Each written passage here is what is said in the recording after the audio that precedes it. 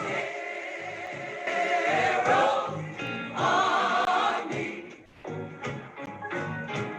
of them men got drowned in the sea one day. Yes, they did.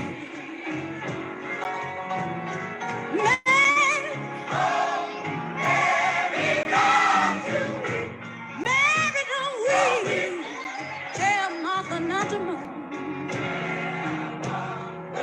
Don't mourn. Don't mourn. Yeah, if I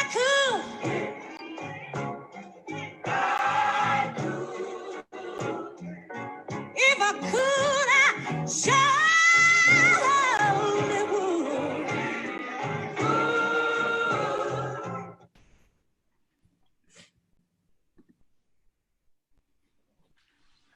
So welcome to talking about dance as radical labor.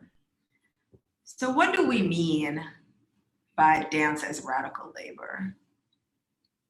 Dance researcher and writer Dr. Katrina Hazard-Donnell says, dance resists normative ways language tries to fix things because dance unfixes it.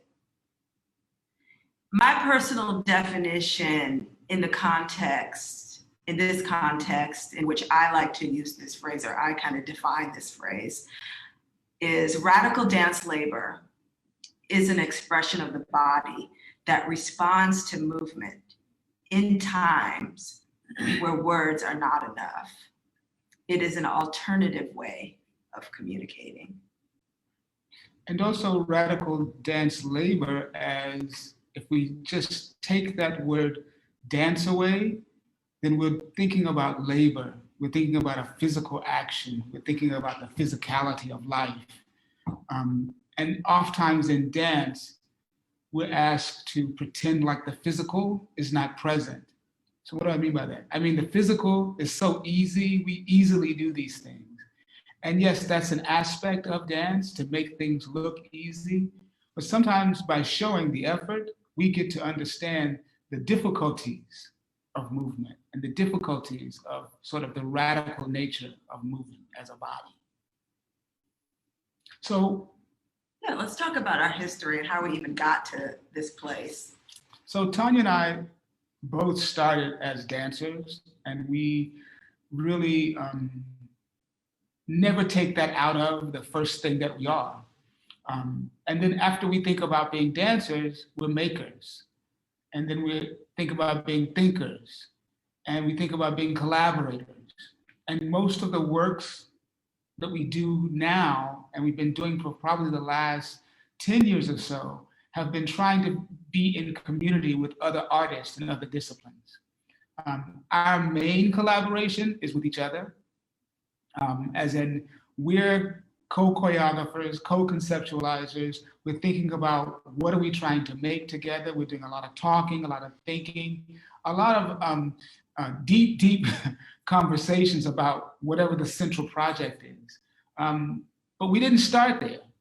We didn't start there at all. We started out as two dancers in someone else's dance company. For 15 years, we were dancing with other people's dance companies. Yeah. And we decided around 2005 to actually create our company and do the kind of work that we wanted to do and we want to see.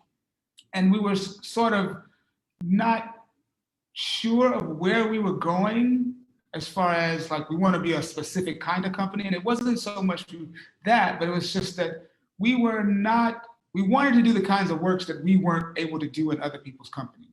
At the time, it wasn't the notion of social justice. That language was not the way dance artists were thinking of possibilities. Dance always lived in a theater. It was always on the stage. You always had to go to class. You had to prepare the body. You did the performance. The dancers came in the back door. The audience came in the front door. They sat in the dark. They watched you dance. At the end, someone gave you flowers, and it was all good, right? But we started to really think about, well, what is it that we want to do with dance? We didn't sort of intellectually think about it. We physically started being attracted to certain kinds of ideas. And our first project was, we were commissioned by Auburn University to do what was called the quote, the G's Bend, the Bends of The Life. Bends of Life Yeah, is the name of the the project. Bends of Life, which was a celebration of the female women quilt makers of G's Bend, Alabama. At that time, there was a Whitney Museum exhibition of those quilts. And so it had been a big celebration of those women's sort of abstraction that they were making here in Gee's Bend, Alabama, this sort of peninsula or sort of island in the middle of the state of Alabama. Here we have a collective of Black women and a few men that were making these quilts. And someone comes along and sees these quilts and goes, oh my God, this is modern art. Well, these women had no access to the notions of what had been defined as modern art. They were making things, utilitarian quilts to keep themselves warm, and someone found them attractive. And so that project, we were commissioned, as the tour came to Auburn, we were commissioned to make a complimentary response to the exhibition. If we talk about the Bends of Life and just that being really the first project we did with our company, there was so much personal narrative that was a part of that work. We used our great grandmother's quilts as props for that production. And that was a really pivotal part of really bringing in our ancestral roots to that work. And my mother was a quilter and is a quilter. And as we started to tour that work more, then she made replacement quilts so that we weren't working with our family heirlooms every time we performed this piece because they were getting tattered. And that was kind of a way of bringing in family to our productions. And so we performed Bends of Life in New York in 2007. And this was after we had been touring it through Alabama.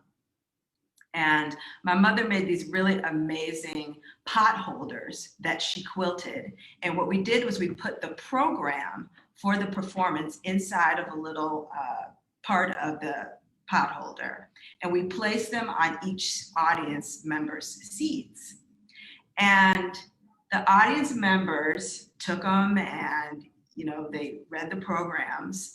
And after the performance, we did a Q&A, and we told them that those pot holders, they could actually keep. And the audience was like completely in disbelief because nobody goes to a New York City performance and you actually get something that you can take away from the performance. And so we started to think about giving the audience a multisensorial experience from the very beginning and leaving our audience with a feeling of being taken care of. So what does that mean? That the performers are taking care of the audience as you come and see these productions.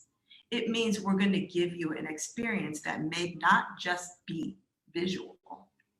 And it was also about how can we be in community in other ways. In dance, we often dance, anything performance, it's always considered the performer is saying, I'm sharing this performance with you. The exchange is my sharing of my performance. And that's true. But there was something also when we brought and we're thinking about using our ancestral connections via these quilts and our sort of our own personal narratives, myself being a Southerner and Tanya having roots in Mississippi. Sharing these narratives made this work more than just a performative experience. We were really trying to figure out how could we be in community. We didn't think of it in this way, but we were sort of grappling with how can we be in community with audience members that come to see the performance, to sort of give a part of ourselves that's not often shared. The sort of research process, the process that we're doing, but it not being about like a lecture demonstration. You come, we tell you this is what we did, and we show it to you. No, we want to try to figure out how do we make this thing personable and open for community access. And so we had been a part of dance companies where community engagement was a really pivotal part of the company. And so it was only natural that we would come to our performances and think about sort of focusing on that. So after Bends of Life, we started our first production of Bins of Life was unbeknownst to us, like as I was just sharing with Jennifer before we got on, like it was the beginnings of our approaches to Southern studies, like really critiquing and considering and thinking about what is this thing that happens with Black life in the South that has us feeling a certain way, positive, negative, good, bad. What happens in the South differently? What happened in the South? I mean, we know the history of Jim Crow, but what is happening in the family, in the intimate spaces that is like so pivotal to push sort of art practice, keeping the people having to keep on keeping on. What is going on to help them survive? How are they able to persevere? So we didn't know this at the time, back in 2005, 2007, but this was like the beginnings of our efforts to kind of make work that Black people and our families could really come to the performance and go, oh, I remember that. I know that. I'm familiar with that. Even if they weren't in our immediate family, even if they were distant people that we didn't really know, that Black people would be able to come in and see something and go, oh yeah, I remember that. And audienceship is a huge part of what we're thinking about when we go into the studio to make the first step. Who is the audience that we're interested in speaking to? Who is the audience that we're interested in building community with? Because the theater has been a very exclusive space. And oftentimes African American people don't have an entry point into the content that's actually being performed in these elite theater spaces.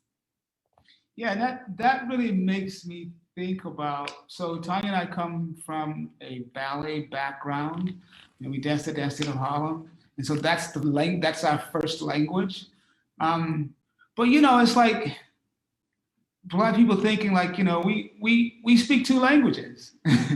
And so I really believe that movement-wise as well. Like ballet is the school in which we went to, but then we take that language and we do something that's got something to do with our everyday existence as Black people walking around in spaces, as suspect bodies, as people who are trying to figure out how do I navigate environments where I'm the only person in the room, quite possibly in a few of these rooms in this building, that looks like me.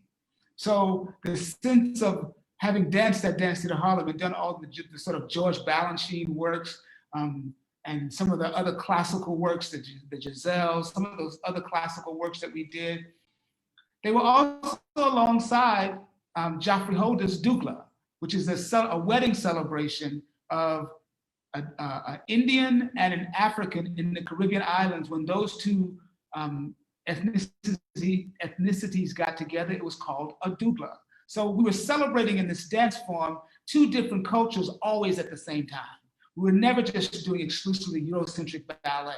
We were never exclusively doing Afrocentric dances or Afrocentric ballet. We were combining all those things together. And so as we sat in this ballet company, we were always merging some form of Black culture. Now that Black culture always sort of came out in a balletic sort of way, in the sense of the aesthetic of line, the aesthetic of shape, the aesthetic of effort and flow.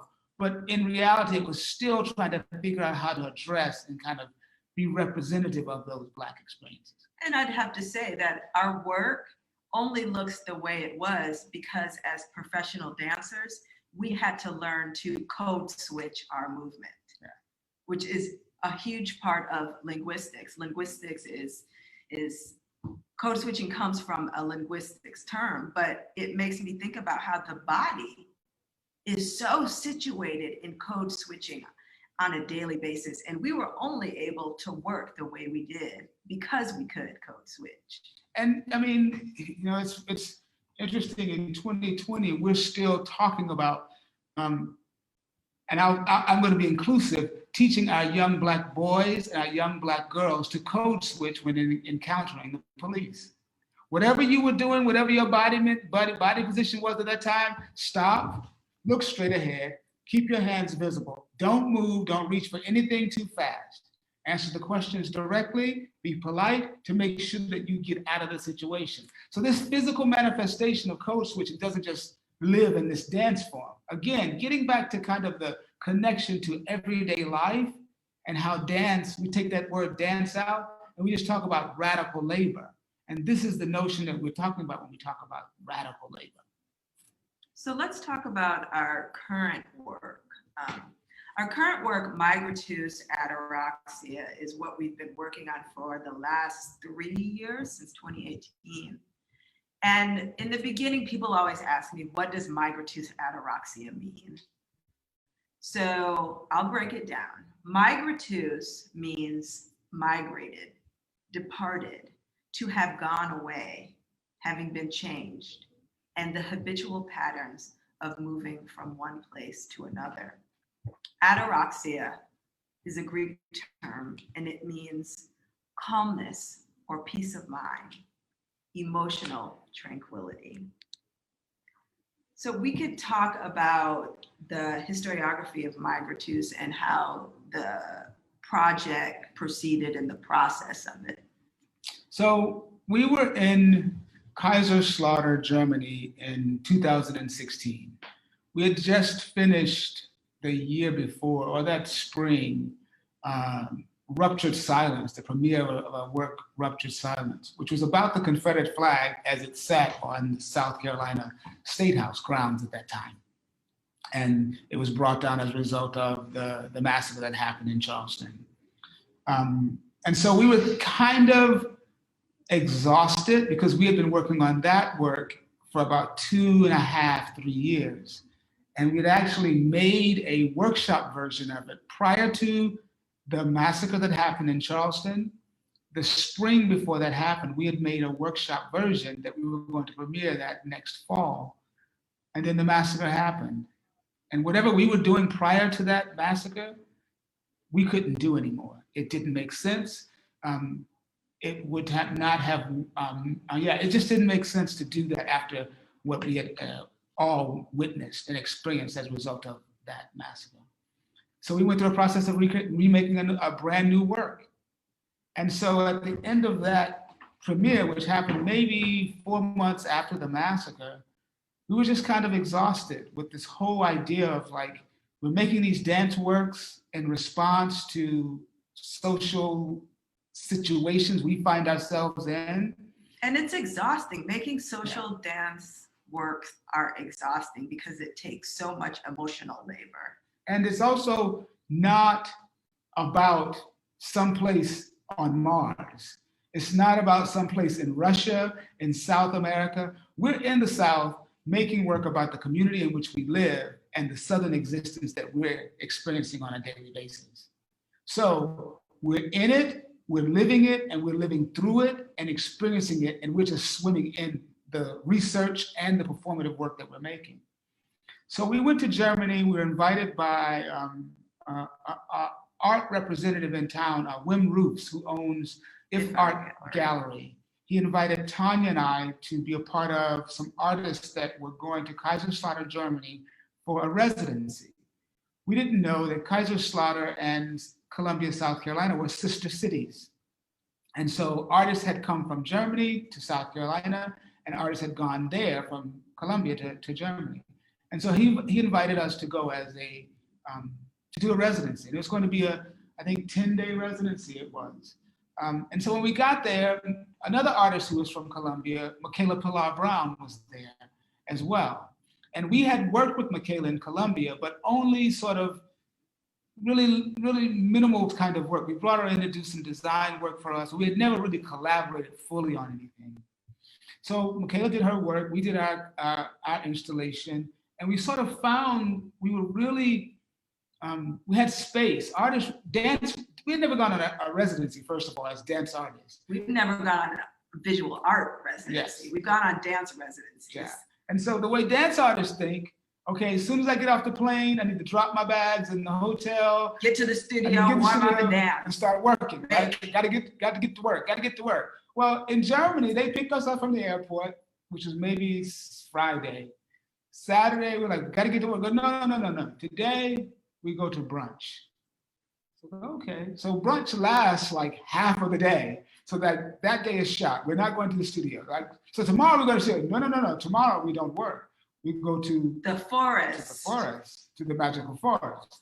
Like, oh, okay. So we go to this forest, and then that's an all-day event, right? So finally, we're there 2 days. We haven't been working, and we're expected to do some sort of impromptu something on Monday evening. So we go to the studio Monday morning, we start working, and finally we do this performance on Monday evening.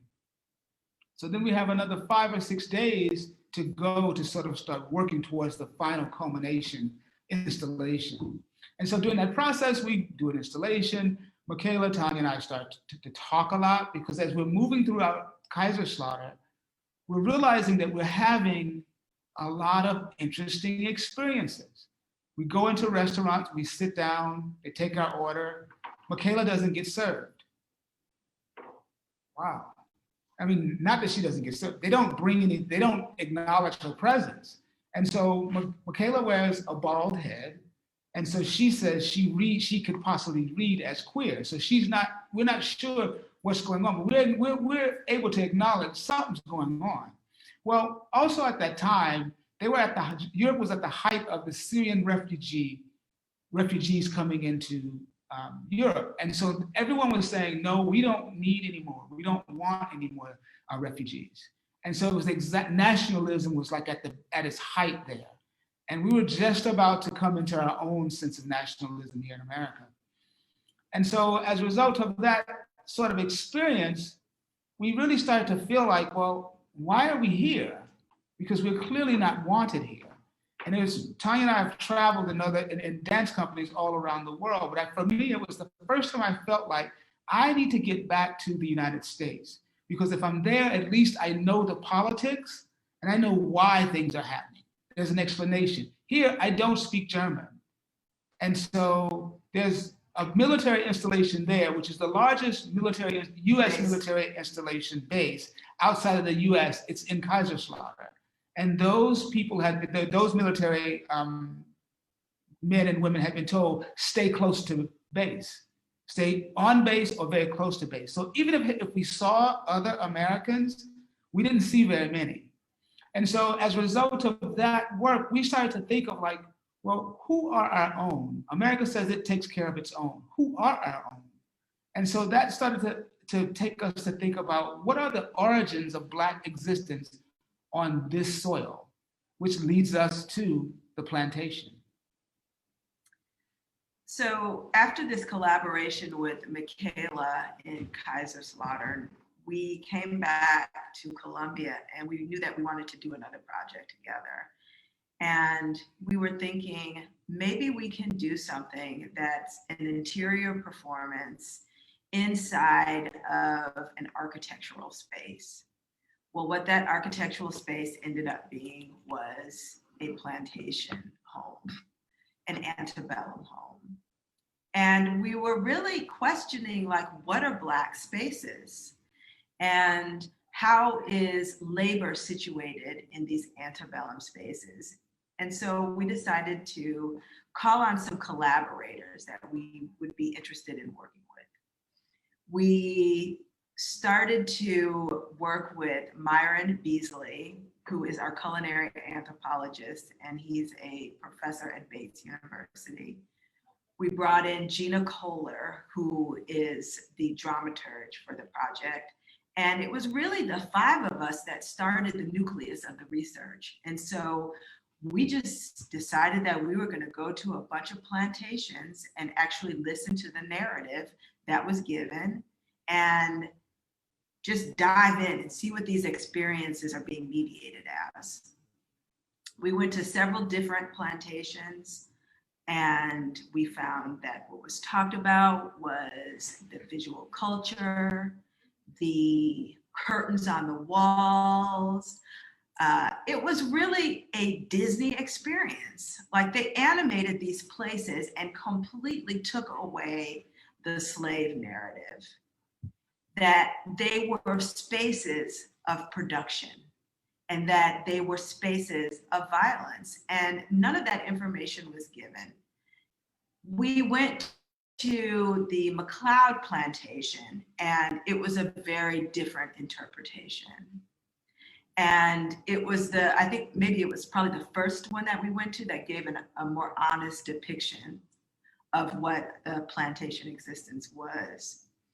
And so that was the beginning part of our research. And at a certain point, we had to halt because we knew we didn't have enough money to continue the project. So Yeah, we the started. project sort of became bigger than what our initial ideas were. Yeah. And so we decided to apply for grants. So we applied for a New England Foundation for the Arts National Dance Project grant. And we ended up getting that grant, and that allowed us to actually make the work. It allowed us to start to be able to have collaborations with other people. So we were introduced to Robin Waits, who is the director of Historic Columbia, at a party. And she offered up Hampton Preston Mansion to us to do this project. And we were like, okay, this is really about to happen right now. And we did a residency at Hampton Preston in April 2019, which allowed us to take the choreography that we had done and implant it into the house and really build the production. You want to talk a little bit more about how we installed? Yeah, so the process of creating the work was not like the other kind of experiences in making original work. This was the first time that we put movement at the tail end of the production. So as a part of our research, I'll also say that the provost, University of South Carolina provost office gave us, we got a provost grant to sort of build the foundation of the research team and to come together and start doing this research and figuring out what is important about this work, what needs to be included in this work. Because the intent of it was to enliven enslaved Africans' existence in antebellum plantation homes. That's the official description of what the work is. And so what do we mean when we say that? As Tanya said, we've been going to these plantations and hearing stories about the curtains and the china and the mahogany and the marble and all of these sort of material cultural things that talked about beauty, and labor had been left out. And if we leave labor out, we can leave people out. Because remember, we're talking about radical labor. And when we leave labor out, that one word, we leave the whole notion of what a plantation's purpose is. It is an economical windfall, is a place to make a living for someone, and someone has to do the labor. And that's where the enslaved African came in. But it's not about making the work was not about making something that is about the enslaved African's existence as a slave. It's about the enslaved African's existence as a human. And what happened inside of, or in spite of, the oppressive existence living on a plantation. How did these people survive? When did they love each other? When did they care for each other? How did they take care of the womb? How did they take care of themselves of sickness? What were the kinds of medicines that they practiced? What were the kinds of ways that they comforted each other when they were being oppressed, when women were being raped? What were the kinds of ways that community and family were able to keep some connection even when they were ripped apart? And so that's a heavy sort of research project, which is why we started the work in 16 and the work didn't premiere until 19. And there were over 6 or 7 plantations that we traveled to, not only in South Carolina, but as far as the Whitney Plantation in New Orleans, several plantations in Alabama, both Birmingham and in Montgomery, 3 or 4, both plantations, city plantations, the urban plantations as referred to in Columbia, South Carolina, as well as the rural plantations in South Carolina. So what the work does is we use video technology. We have installations in each of the rooms. So plantations are set up in a 4x4 format. And so what the audience does is the audience travels through the space to see different installations of dance or visual art. And, or it could be, you know, you walk down a hallway and you see video installations. So it's a multidisciplinary work that is really audience and performer centric. So the audience interacts at moments with the dancers or the visual artist. After the audience has come through the first half, the bottom half of the house, and you enter and you go through the upstairs experience, you come back down and then you're led into a curated dinner where all of the members of the performance can sit down together and have a conversation about the performance. And it is a way to commune with food. We have done it where both times we've performed it, we have a local chef who works with our culinary anthropologists, and they build a menu for the dinner that is centric to the region that the performance is actually being performed in. And this is an element where we've done it, where we've been on a panel where the audience members can actually talk to us during the dinner. And we've also done it in another context where the audience members just convene and talk with each other. What was important for us in the process, there was one house we went to, I think it was a Robert Mills house in Columbia. And I remember walking into a room and there was a little pallet thrown on the floor. And so I looked at it, I was like, well, I thought to myself, well, if this was a plantation home, dogs would not have lived in houses at that time. So what's that pallet on the floor? And she goes, oh, I don't know, maybe that's where someone, slept there. And I was like, well, who would be sleeping on the floor? Now, it's all fictional. It's all, the furniture is not authentic to the house. Matter of fact, no one actually ever lived in this house. This house was, and the woman, the docent saying, it's fashioned or decorated as if we were in the period because no one ever lived here. And I went, aha. I said, so this is Disney. She goes, well, I guess maybe you could look at that. And so then that meant that was white imagination. That was speculative imagination on what it would have been like. And I thought to myself, oh, so we have liberty to have Black imagination in these spaces. And that maybe had this been a true functioning plantation, there would have been more Black people in this space, which would actually may have made it a Black space. So how can we use Black speculative imagination for us to take slave narratives, address them, deal with some of the concrete history and things that we know, deal with some of the stories that slightly are told and interrupted, and then sometimes just imagine some things that could have happened. Just make some stuff up and just like be, whoa, this is where our imagination took us. So the idea of digital technology in a plantation home allows us to sort of have something to lean on, some creative aspects of history being projected, as well as some Afrofuturistic ideas of projecting into the future, all through the digital portal, digital installations, film, images, where we can live in real time. The human body can be in real time moving with the audience as they move throughout the house. So 2019 was where we did our workshop version at Hampton Preston of this work. In January 2020, we transitioned to Harpersville, Alabama, and we performed the work at Klein Wallace Plantation. And we were presented by Rosemary Johnson and the Alabama Dance Council for the 2020 January Alabama Dance Festival. We had planned this tour for 2020. And what happens? COVID. So we were March 12th through 15th, we were in the process of doing a site visit in Wilmington, North Carolina for our second leg of the Migratus tour. And we were supposed to perform April 11th through 23rd at the Bellamy Mansion when everything just started shutting down while we were there in March to do this site visit.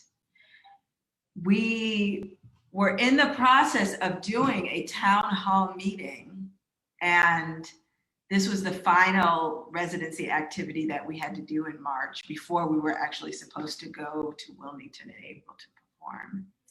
And everything was just shutting down. I mean, we were like there and we didn't know what we were going to eat. So we had this town hall that we had to do, and it ended up being in a theater. Some people showed up where we set out chairs and they were on the stage with us as the panel socially distanced. Some people streamed in, and it was a really great conversation, but we were really hopeful that we were going to be able to do the performance in April, and COVID hit and everything just shut down. And I think for me, the most devastating part was we weren't able to employ our collaborators and the cast to do this work that we felt was so important at this time. And two of our USC dance program graduates were in the production, and I felt extremely horrific to shut down the show on them. But at this point, it was completely out of our control.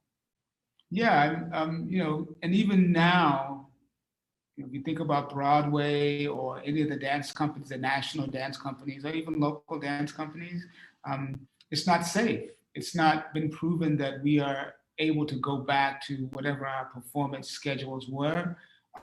Presenters are not even scheduling, they're trying to think about this time next year. Or even 2022. Yeah. So the idea of booking and live performance is going to come back, but the realities of our experience, and we're part of South Arts, which is a Southeast service organization based in Atlanta. We're part of one of their programs called the Momentum Touring Program, and it supports 5 Southern dance companies in their efforts to tour. And so we are a part of this specific sort of professional development program where we convene monthly, and we have some specific goals to meet. And we're on hiatus now. We've talked through COVID, and around September, it was like, well, we can keep talking, but we can't make any plans because the presenters can't make any plans because it's not safe to go and be in theaters like that. And so we're trying to, we're making plans, but they're fictional. Fictitious. We hope they will come to life, but we can't guarantee because all the plans we've made thus far, the date comes and the date passes, and we're still not able to go into theaters. And if you think about, our production is a site-specific work where we have to be so close to each other. We have to be so close to the audience members because there's that shared interaction. Or to think about even going back into the studio to rehearse this work. I mean, you can't even fathom it because there's just such close proximity and such intimacy that's a part of the process of rehearsing that we just can't do now. Well, one of the things that happened in our process, so New England Foundation for the Arts and what is called the National Dance Project, so that wasn't the only thing that we applied for. We applied for several grants and we were successfully able to get this one, the National Dance Project, which is, in the arts world artists apply for and receive awards. And so that's considered one of the jewels in the dance world, the National Dance Project. And once you get the National Dance Project, it's considered a life or career-changing experience. Well, the subject matter of our work, though it is a life-changing experience for us, each time we get money to give to presenters to assist them in being able to present us. So we make the work, the presenter raises money to bring us, and then we also can grant the presenter money from the New England Foundation. So it's a partnership with 3 entities, the dance company, the presenter, and the funder. Well, this work was vetted, not just by those presenters, but local plantations.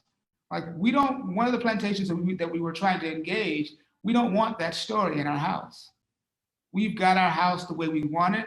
We think only the owner of the house's narrative should be told. And so here we go again, this idea of we need to keep this narrative a certain way. And we're not really acknowledging those slaves or enslaved Africans that lived here because, and I quote, he only had 13 slaves and they mostly were children. Only 13. So this idea of thinking about, for us, our origins, before we go to Africa, how can we interrogate existence on this US soil? Because this is where our citizenship is. Yeah. And so then after, being in quarantine from March 15th, when we got back to Chicago, which is where we are now, we were on tour. We were supposed to be on tour from January through the spring on into the fall with this production. And March 15th, everything got shut down. So we get on a plane and we came back to Chicago.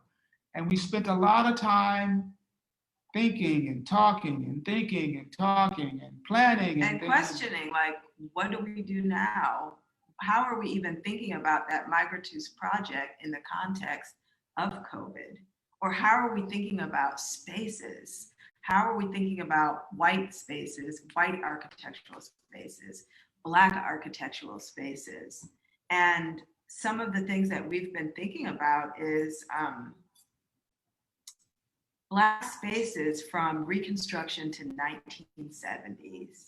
And how do we insert radical Black dance labor in and outside of those places where Black creative productivity once lived? Do we need to situate our work right now inside of white spaces? And that's a big question for us because, we just started this, we just completed and started touring this work. And another thing I want to add, that this work, in essence, traveled like, or was scheduled to travel like a sold slave. We started in Columbia, South Carolina. We went to Harpersville, Alabama. From Harpersville, Alabama, we were going to Wilmington, North Carolina. From Wilmington, North Carolina, we were going to Mississippi, to University of Southern Mississippi, and had other interests in Florida. So that this notion of like the production, and in each state, the production changes based on the slave codes of that state and the slave narratives. So the production was really catered towards telling the narratives and the stories of that location. But here we are, post George Floyd's murder, and we're going. And the BLM movement that's completely grown. I mean, it's made me think about like Black trauma, and are we selling it as this pornographic entity?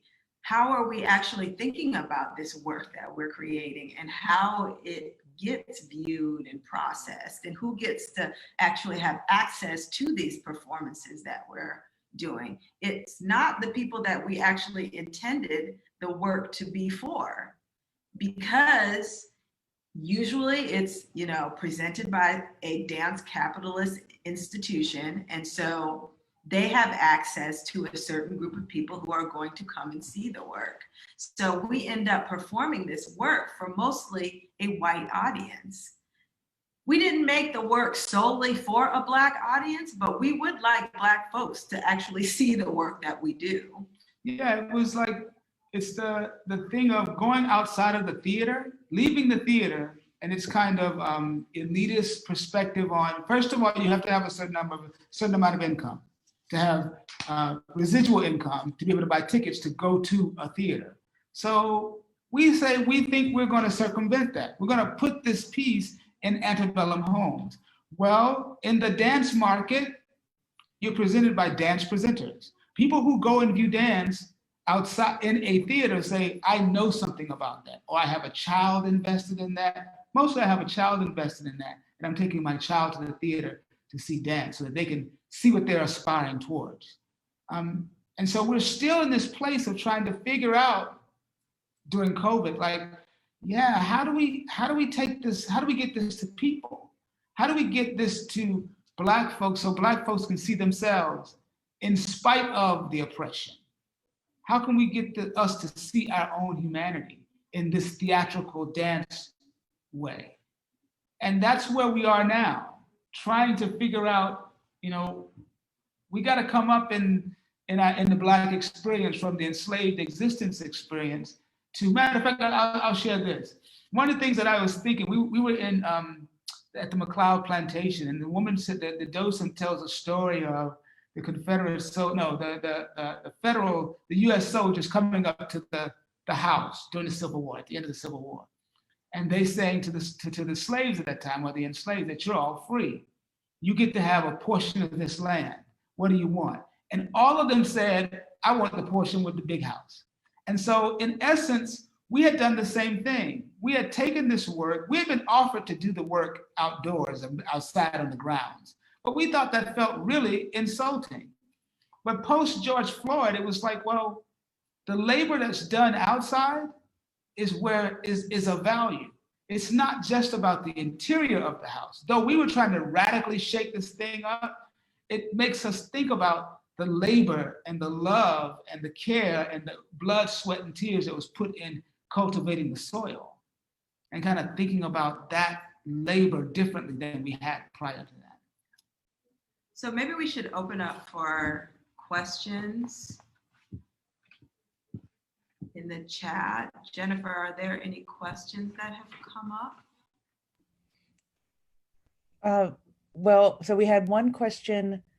So real quick, I'm just still sitting here and like, just my mind is reeling from everything that you were talking about. So thank you so much. Somebody, Irma McLaurin wants to know, is there a link to the dance performance on quilts? Oh, There is a link somewhere, and I tried to get that link today, and I couldn't find it. But I do have a link somewhere, and we should have that on our website at some point. But we don't right now. Well, I can to Jennifer. And Yeah. maybe Okay. Jennifer can pass it along. Yeah, I'll find that link and share it. Okay, and I That's the can thing put, about, creating a whole year's worth of dances. You just have so much content that, it's kind of difficult to go back and reach back 10 years ago to find the link. But we will try and get that for you. so I did put a link to your website, Okay. so people can actually get in contact with you and things like that. Great. And then the other question was, is this being recorded? Because I think people want to, the way your brains work, I have so much to I need to go back through it too and listen. Again, let's see, we got some questions coming in. Well, I think I'll add, what we're interested in doing and what we have been doing is so I have this thing that I've been saying since the summer, since COVID and George Floyd, we've been hiding. And so we started this thing talking about bins of life and the quilt makers of G's Bend, Alabama. And in essence, I use this word lightly. We've been hiding behind the word dance. And actually, we've been doing this thing called social justice work since the beginnings of our company, since the beginnings of the work. I don't even know if we can call it a company. It is what they traditionally call it, but we've been looking at the community. All the works that we've made in Columbia, South Carolina have been about homelessness in a non-urban environment like Columbia.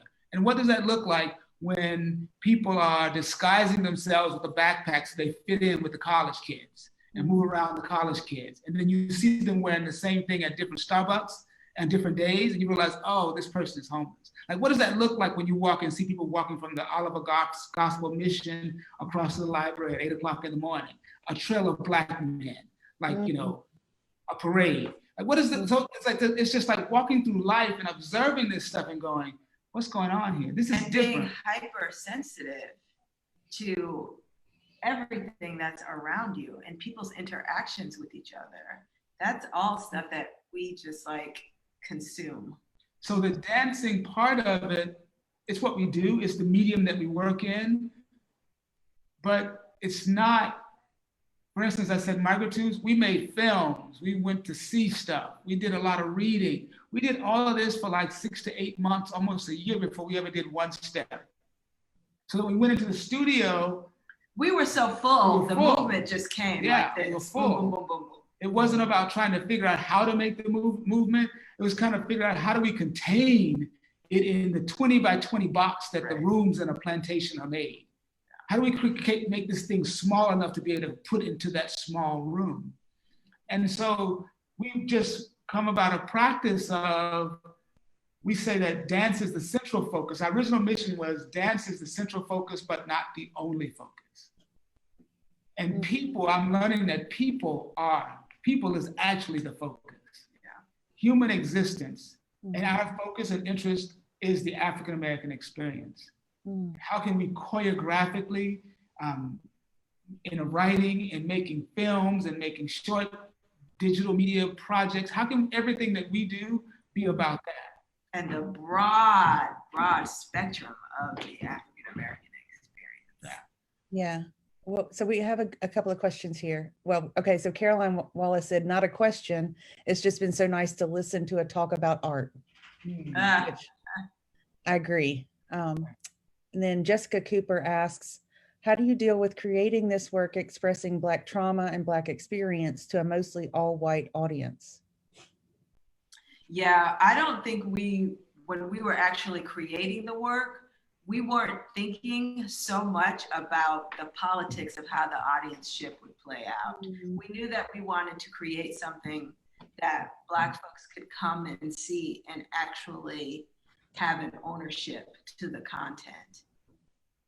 When we started to perform this work, because we're in the capitalist dance market, there were a lot of elite white folks who came to the performance, and in the context of having the dinner and us being a part of the panel and having conversations with the audience as they were eating, a lot of information was shed to us.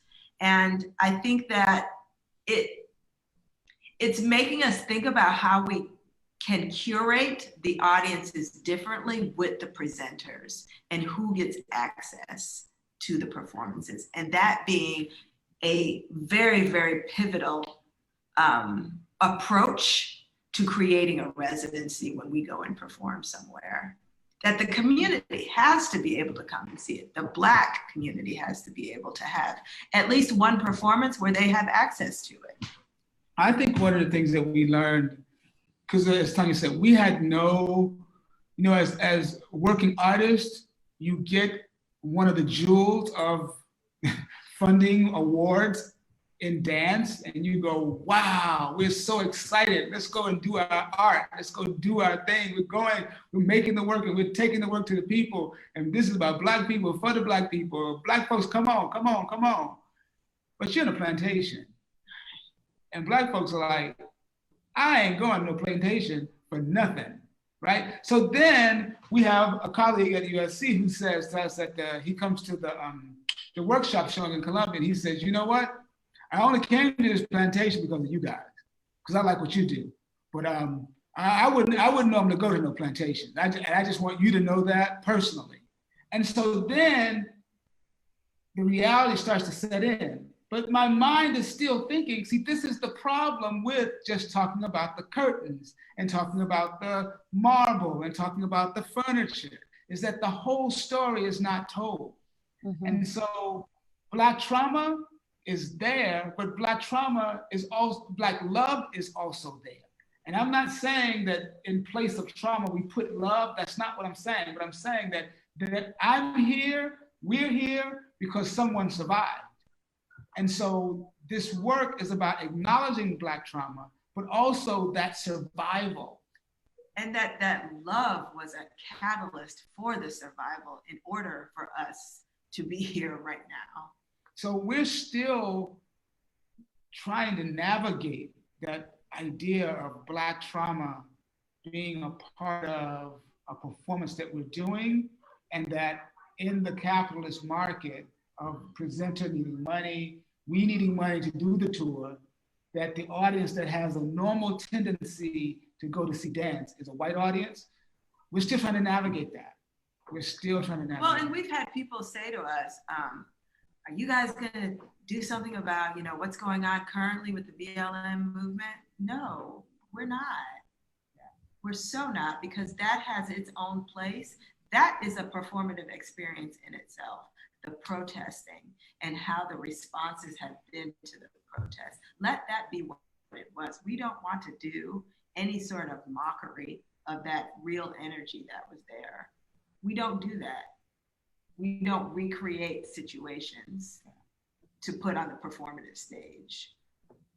There was one section we did, and this was for an arts, this was a part of a conference that happened in South Carolina. And so we created a different kind of little mini performance. And the front door of the Hampton Preston Mansion opens, and the other male dancer and myself are standing facing a door in the hall, humming How We Got Over. And I had never really thought about, this is the first time an outside audience saw the work, and I never thought about the magnitude of people seeing Black bodies move freely in a plantation home, and how that flipped the narrative for white audiences, and how it becomes this emotional experience because they only are told the drapes, the curtains, the marble, and all of a sudden they're seeing Black bodies move freely throughout the space, and knowing that this was an oppressive environment. So it does this kind of work for white audiences, and then not only that, but they're in a room with the performers, and we can all see each other, and you can see other audience members. So everyone is witnessing and everyone is experiencing the same thing, and we see each other witness and experience at the same time. So back to your question, we're still navigating that. We're still navigating it. So let's see, from Natasha Pauling, what is your position on the hip hop takeover of the dance industry and the failure to provide Black dancers with the opportunity to be the choreographers and to profit from their art? Yeah, that's an age-old problem of appropriation and commodifying Black creative expression. And I just think that that work is not necessarily the authentic work. And we have always been in a system where Black productivity has been co-opted and taken and put on the performative stage by people that are not us. And I don't actually have an answer of how that needs to be dismantled, but I have to say that those people who are actually interested in doing the work in a authentic way, you need to start applying for money. You need to actually own your agency so that you can have a performative venue to do your work. And don't focus on the people who are doing whatever it is that you feel like doesn't get, that gets the attention that you need. And collaborate with people who are in your community. Build a base of people that can support you. Because it's very difficult for dance makers. But if you start building community, and if you maybe get outside of your own community and try and get tentacles to the actual broader community of dance makers, some possibilities could come. Yeah, I think that's a really, so I teach at University of South Carolina. I'm teaching a dance history course this semester. And so I think that that's like a really, really interesting question, and the whole conversation about appropriation and poaching and Black art productivity. And what I'll say is we have a bigger problem than dance. Dance has a problem, I'll just say that. And we have a problem, I have a problem. I was blessed with the parents and grandparents who supported my notion of being a dancer. But we also have a history of having seen Black art be taken and commodified and someone else gets the money. The Quilts of Gee's Bend exhibit, the question with that is it went way to the Whitney Museum and toured around the world and around the country. And what happened to Gee's Bend, Alabama? Those quilt makers are still living there. They have a new building, but what else did the boom of the art boom around the world create a new city or a new existence economically for those people? It didn't. So we have a history of seeing Black art being exploited, which says to us, or our parents, that, oh no, you need to get something in your head like accounting, law, something like that that's not this just the thinking thing, but you could, a guy said to me, auto mechanic, get your little auto mechanic on the side. So winding that up, it's a part of the pursuit of a thing as opposed to a pursuit of a money. Art does not guarantee you anything. It's an expression. And then there's a business part, which is what we all have to learn. So I think that as far as hip hop, you know, I'm a lover of hip hop. And there's very little about current hip hop that is attractive. I'm from the LL Cool J, Money in the Middle. I'm from that era. And so this hip hop that I see now is a white commodification of Black art practices. And so the hip hop comes from the African dance, which comes from the coast of Africa.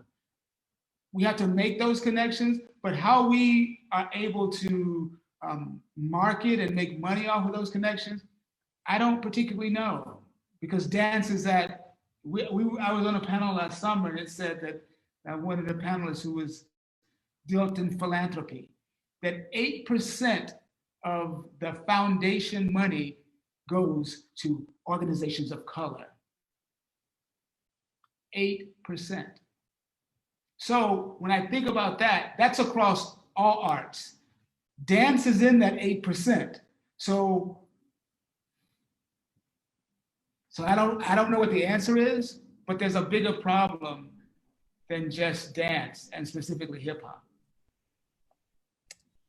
So let's see. Oh, well, of course, we have a lot of really big questions that we want answered. How have your audiences shaped or changed your performances? Have they shifted your delivery? I don't think they've shifted our delivery. I think that our audiences have made us think about, well, there's two levels of this. There's the professional and then there's the students that we teach.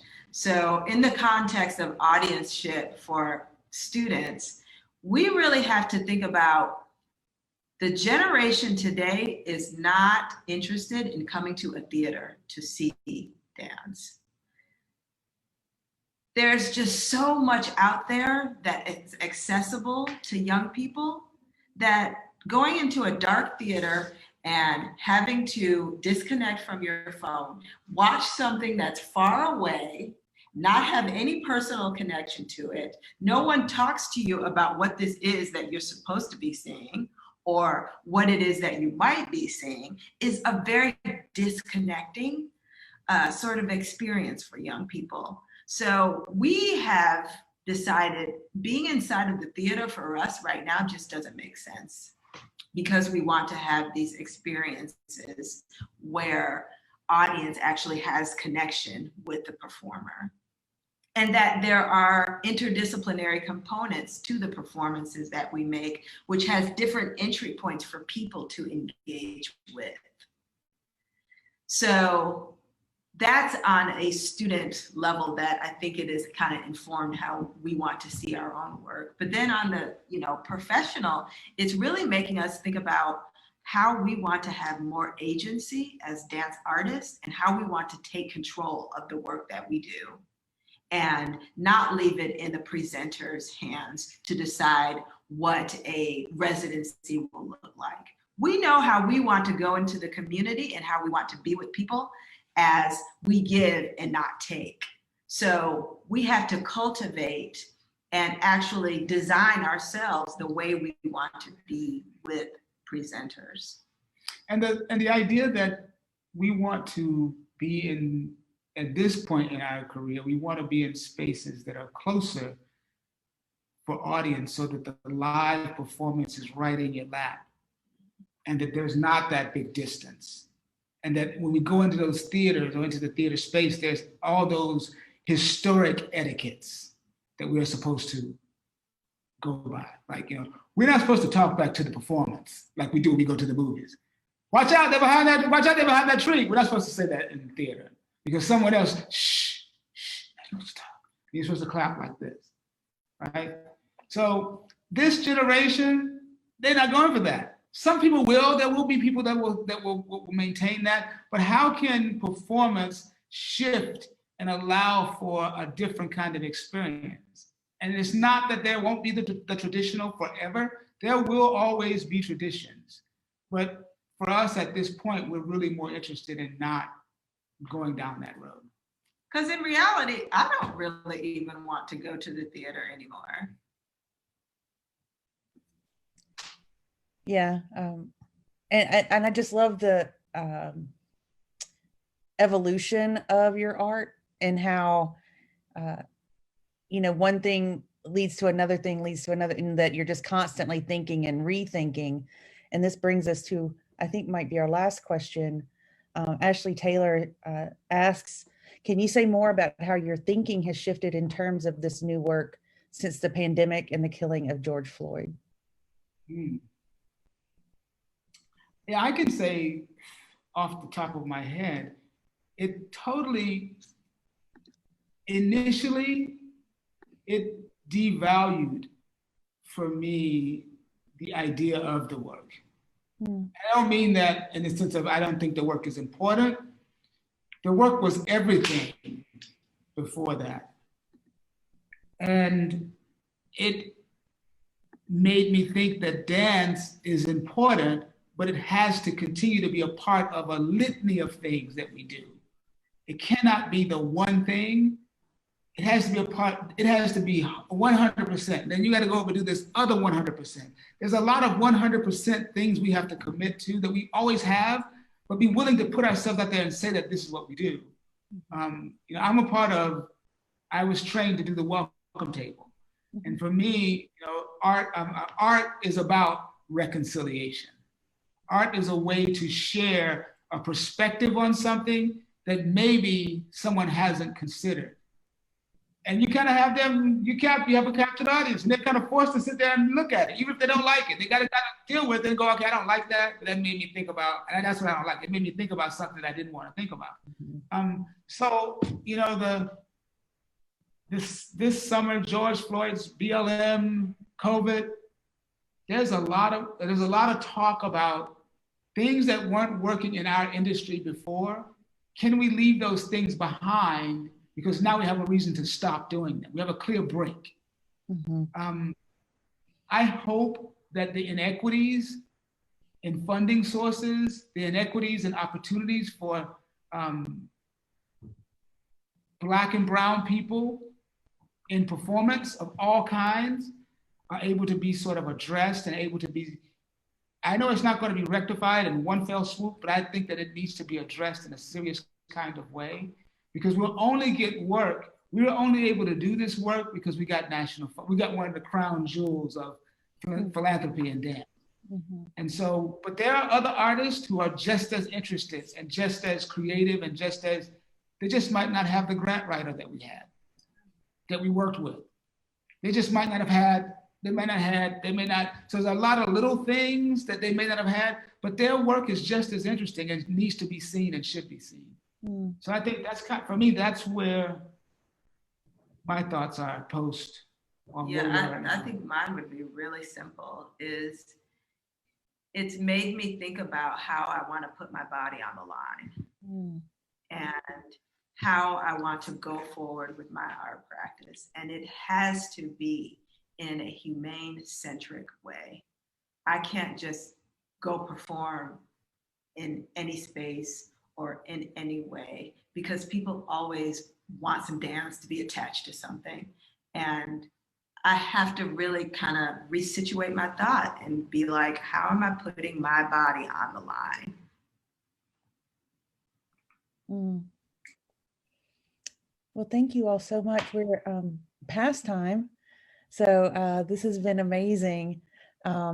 Is there any way that folks can get in touch with you if they have further questions or ideas? Yeah, absolutely. We have USC website email addresses that you can always get on the Theater and Dance website. Yeah. Or you could go to our website, widemandavisdance.org. And I'm putting it in. or Instagram or Snapchat, or we don't do a lot of that. So We're too busy in the studio doing that. So I put the link again to your website in the chat there for everyone. Any last words or things that you feel like you really want to say? No, I think if people are interested in making work right now, then do it. There's always something that, you know, you can start at home. You can start a project at home. we have, so the thing about, for us being artists, or the way we function, is we're presented a situation and we try to figure out how to make it work. So when COVID hit, we were on sabbatical actually that whole January to May. But we quickly wanted to start having conversations about the fall dance program concept. And so one of the things that we said is, we're gonna make a dance online. Let's just make dances. Well, how are you gonna do that? We'll make them via Zoom. So next week, Tuesday, Thursday, and Friday, they will premiere 4 films, 4 maybe 10-minute films. Tanya and I have made 2 she has a group of her film, I have my film, and 2 other, Andre Megadishian and Olivia Waldrop. They've created new dances. And it's interesting because many of these dances started in students' bedrooms, in their dorm rooms. Mm-hmm. And we are here in the studio via Zoom, this same format. And so, as Tanya said, if you wanted, artists are going to make their work. We're not going to stop working because we're confronted with the confines of quarantine and COVID. It's going to be different. It's going to look different, but we're going to keep doing what we do, and we have to. Well, thank you so much. I appreciate you more than I think you can know. And this has been wonderful. And what a great way to kind of wrap up this year's conference with words of inspiration and hope and art. So thank you again to both of you, and thank you to all of our attendees. It's been a great conference, and I hope you have a good weekend, and I'm always here if you need me. Great. Yeah, thanks for having us. Thanks for having us, Jennifer. Bye. My pleasure. Bye. Thank y'all. Bye-bye.